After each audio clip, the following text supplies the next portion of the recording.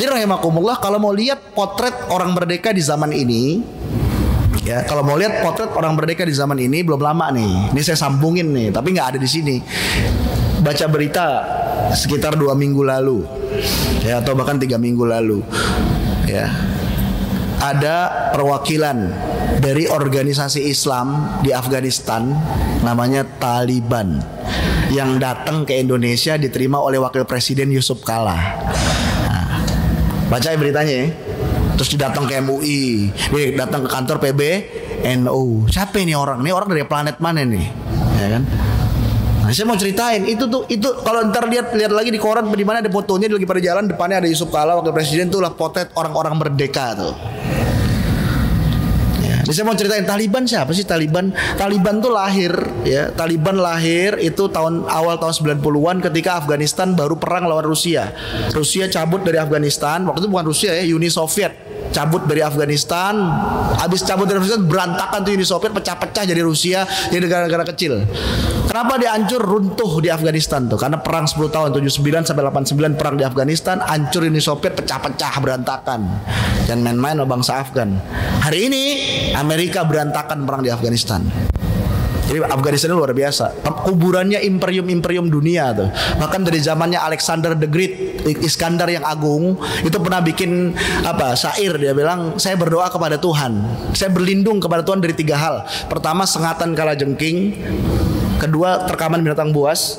Yang ketiga, dendam bangsa Afgan, kata dia. Jadi bangsa Afgan ini terkenal dulu penakluk, tangguh. Nah, tapi kemudian mereka kemarin datang ke sini. Siapa Taliban? Taliban lahir awal tahun 90-an karena waktu itu Afghanistan ditinggal oleh Uni Soviet. Kemudian terjadi perebutan kekuasaan, banyak kriminalitas karena habis perang gak ada pemerintahan. Lalu muncullah sekelompok orang santri, maka namanya Taliban, itu bahasa Arab, Taliban. Tolib itu pelajar, yang dipimpin oleh Mullah Muhammad Umar. Ngapain? Amar ma'ruf nahi mungkar. Jadi di desa-desa kalau ada, kan semua pakai perang senjata, ada perampok, orang main judi apa sama mereka dibubarin. Berawal dari 19 orang pemuda, ya, keliling kampung-kampung. Lalu masyarakat senang sama mereka. Kalau ada mereka datang, kampungnya aman. Akhirnya mereka minta, gimana dong kalau bisa jangan cuma keliling-keliling terus pergi. Habis keliling tinggalin 1 orang anggota kalian di kampung ini biar aman. Kan santri, akhirnya ditinggal 1 kampung, suruh ngajarin agama, suruh jadi imam di masjid, begitu. Terus ini pertama kali gerakan itu di distrik namanya Spin Buldak. Namanya Spin Buldak nama distriknya, dekat di daerah Kandahar. Lalu gerakan ini membesar di Kandahar sampai tahun 94 menjadi gerakan besar. Ya, kemudian mereka merebut kekuasaan di Afghanistan. Faksi-faksi yang bertikai sama mereka semuanya disuruh diam. Kalau nggak mau diam diperangi. Lalu mereka rebut kekuasaan. Lalu mereka berkuasa membentuk pemerintahan Islam Taliban, Imarah Islam Taliban namanya. Ya, betul-betul established tahun 94 lah ya, dan seterusnya sampai tahun 2001 setelah terjadi peristiwa 11 September. Dari tahun itu Taliban berdiri sampai 2001, mereka menegakkan syariat Islam secara murni ya. Jadi nggak mendirikan Republik Afghanistan, nggak, Imarah Islam Afghanistan namanya. Murni syariat Islam. 2001 11 September WTC runtuh, lalu dituduhlah pelakunya adalah para muhajirin, orang-orang Arab yang tinggal di Afghanistan, yang kita tahu salah satu namanya Osama bin Laden misalnya rahimahullah dan lain-lain. Lalu Amerika minta agar Taliban menyerahkan orang-orang itu untuk ditangkap karena dituduh pelaku serangan 11 September. Nah, saya ingat sekali saya baca pidato surat terbuka Mullah Muhammad Umar sebagai Amirul Mukminin, pimpinan Taliban. Dia bilang apa? Urusan Osama bin Laden bukan urusan pribadi, tapi itu urusan umat Islam. Saya tidak akan menyerahkan Osama bin Laden kepada Amerika. Kalau Amerika mau maksa, perang aja sama saya mendingan. Susah nemuin orang sesoleh itu zaman sekarang. Dia pertaruhkan negaranya untuk melindungi tamunya, muhajirin muslim saudaranya. Zaman sekarang dikasih nih daripada nyusahin lo sono. Kan begitu kira-kira ya kalau logika orang Indonesia, dijual kalau perlu. Ini orang luar biasa, soleh. Apa resikonya? Diserang Afghanistan dari tahun 2001 sampai sekarang perang belum berhenti 18 tahun. Takluk enggak. Ini saya ceritain. Tahun 2010, tahun 2009 Amerika udah mulai galau. Jadi galaunya mereka 2009. Duit habis, enggak menang-menang. Pemerintahan udah dibuat di Afghanistan, pimpinannya namanya Hamid Karzai, rakyatnya dukung Taliban, bukan dukung Hamid Karzai. Pusing 2009 Amerika, Taliban dulu diapain? Dicap sebagai gerakan teroris. Mana bisa pimpinannya kayak kemarin tuh pergi ke sini jalan nggak bisa, di bandara udah tangkap teroris. Tapi tahun 2009 Amerika bingung. Karena Amerika punya prinsip no negotiate with teroris. Tidak ada negosiasi kepada teroris. Maka Taliban statusnya diganti dari teroris jadi insurgen. Insurgensi itu separatis. Kalau sama separatis boleh berunding. Diem-diem, ngumpet-ngumpet, malu-malu nih bule pada Amerika. Dia bikin perundingan sama Taliban pertama kali tahun 2010 di Munchen, Jerman, difasilitasi oleh Qatar. Itu pertemuan pertama. Apaan? Mereka minta gimana kalau kita sekarang berunding. Udah ampun Amerika perang. Mau Taliban oke, tapi dengan syarat satu, kami hanya mau berunding dengan Amerika, bukan dengan pemerintahan boneka Afgan. Dan kami mau berunding bilateral berdua, yang lain-lain tuh nonton aja udah, nggak dibawa PBB, nggak mau. Pokoknya syaratnya setumpuk. Kami mau berunding kalau begini. Amerika awalnya ngulur-ngulur, nggak mau lama-lama akhirnya syaratnya diturutin, akhirnya sampai duduk bersama berunding. Syarat terakhir apa? Kami minta petinggi-petinggi Taliban yang tertangkap dibebaskan. Dan Taliban punya kantor perwakilan di Qatar, Doha. Akhirnya Taliban bikin kantor perwakilan di Doha. Ya, kayak duta besar begitu, tawan-tawanan dibebaskan, berundingnya di situ sama Amerika. Sampai sekarang dan kemarin terakhir beberapa bulan lalu Amerika nyerah. Permintaan Taliban apa? Satu doang, Amerika angkat kaki dari bumi Afgan. Kalian penjajah, angkat kaki. Dan itu aja permintaannya. Itu aja udah berunding berkali-kali, itu aja permintaannya. Dan dia mau berunding dengan Amerika, syaratnya semua pasukan NATO dari negara lain angkat kaki dari Afgan. Dan itu semua dituruti oleh Amerika. Jadi saya bayangkan. Sekarang Amerika udah turut, ya udah kami angkat kaki dari Afghanistan, nyerah, ampun, up, angkat tangan. Tapi Amerika bisa minta syarat. Apa syaratnya? Sebelum kami angkat kaki, tolong Taliban bikin pemerintahan bersama dengan rezim yang sekarang berkuasa. Rezim yang berkuasa presiden namanya Ashraf Ghani. Ini boneka Amerika. Taliban nggak mau, nggak. Urusan Afghanistan itu urusan kami, bukan urusan kalian. Tugas kalian angkat kaki, selesai angkat kaki, nasib Afghanistan ke depan itu urusan kami, bukan kalian. Nggak perlu ikut campur. Tuh kira-kira gitu bahasanya. Dan Taliban sampaikan dalam semua perundingan, baik di Moskow, di mana-mana tuh perundingan ditontonin sama negara lain, dia bilang apaan? Kalau Amerika angkat kaki dari Afghanistan, urusan pemerintahan Afgan urusan kami, dan kami akan menegakkan syariat Islam secara murni di bumi Afgan. Ini contoh orang merdeka nih. Dulunya, mohon maaf, kayak curut teroris, kemana-mana diburu orang. Sekarang dia datang ke Indonesia, yang ngundang siapa? Menteri Luar Negeri, karpet merah, diterima wakil presiden. Bukan main kan? Dengan bangganya, dengan pakaian Islam sorbannya lengkap, dia datang. Kenapa? Saya Taliban, saya Muslim. Hebat luar biasa. Ya. Kemana-mana nggak diapa-apain, merdeka deh. Dan terang-terangan bilang kami mau negakin syariat Islam demi Afgan. Kenapa? Suka nggak suka.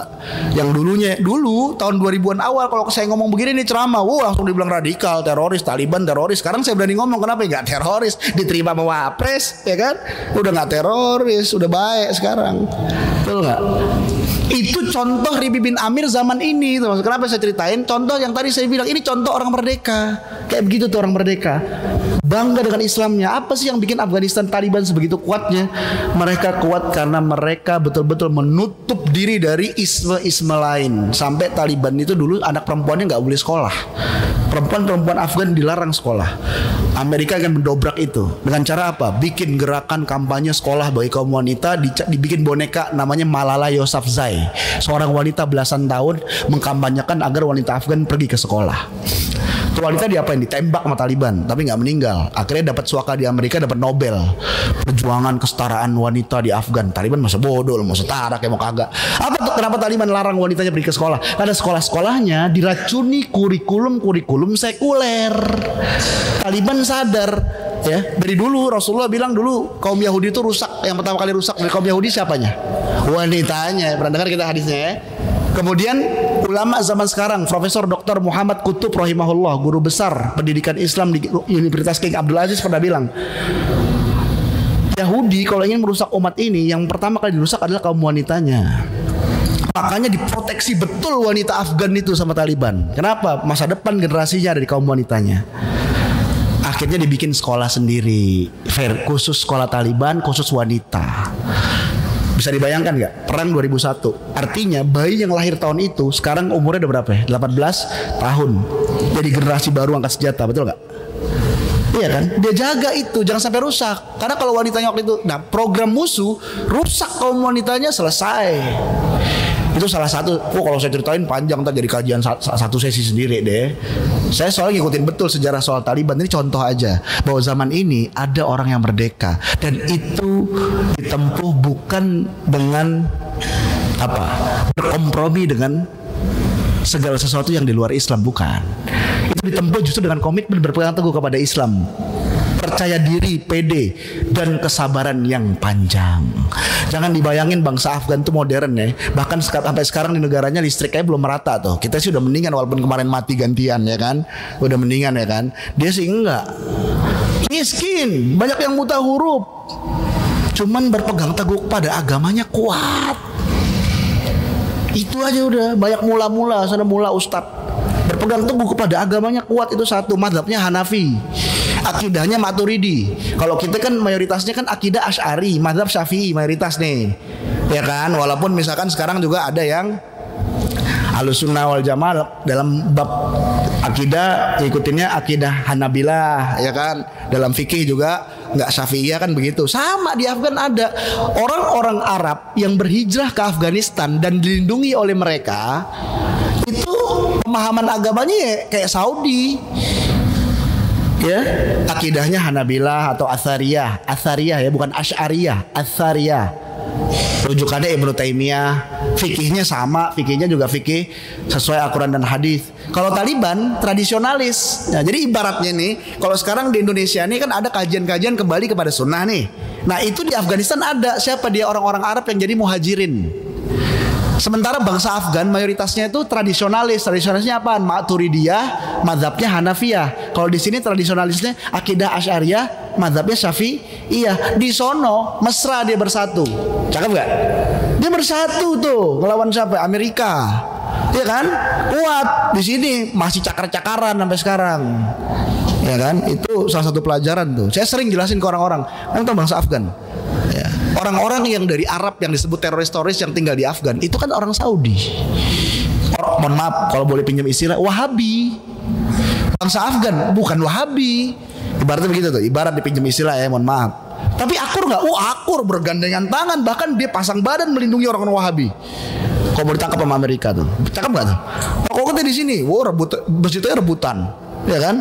Nah, pelan-pelan kita doain nanti bisa saling bersatu. Banyak deh. Kalau soal pelajaran saya nggak usah cerita. Kembali ke tema tadi, kisah Ribi bin Amir. Ada 3 kriteria kita merdeka. Maka hadirin rahimakumullah, yang ingin saya sampaikan, kalau kita diingatkan kemerdekaan bangsa ini 17 Agustus 2 hari lagi ya nggak apa-apa ya. Tapi yang kita ingat, merdeka bukan sekedar penjajah lari dari negeri ini, tapi merdeka adalah kita bisa merdeka menjalankan Islam, merdeka beribadah, merdeka jadi hamba Allah, merdeka sesuai dengan 3 kriteria: bertauhid, yang kedua membebaskan belenggu dunia, akhirat yang jadi orientasi kita, yang ketiga bebas dari segala macam ajaran di luar Islam, menjalankan Islam semurni-murninya. Kapan itu terjadi? Wallahu alam bisawab, saya nggak tahu, masih panjang. Tapi yang pasti kalau kita mau jalan, kita nggak tahu tujuannya kan nanti nyasar. Yang penting ini kan saya sampaikan, kalau mau merdeka tuh tujuannya. Jadi kalau mau bicara perjuangan Islam, dakwah Islam, tujuannya apa? Itu tujuannya 3. Yang tadi sebutin masalah salafus saleh tuh Ribi bin Amir ketika ketemu Rustum. Jadi kalau dakwah cuman urusannya nggak ke arah situ ya, buat apa dakwah kita? Bukan dakwah para rasul berarti, bukan dakwahnya para sahabat, bukan dakwahnya para salafus saleh, karena nggak jelas tujuannya. Jadi dakwah kita tujuannya apa? Menegakkan tauhid, memerdekakan diri kita semerdeka-merdekanya sebagaimana kemerdekaan yang diinginkan oleh Allah dan Rasulnya. Saya kira itu yang bisa saya sampaikan pada kesempatan siang hari ini.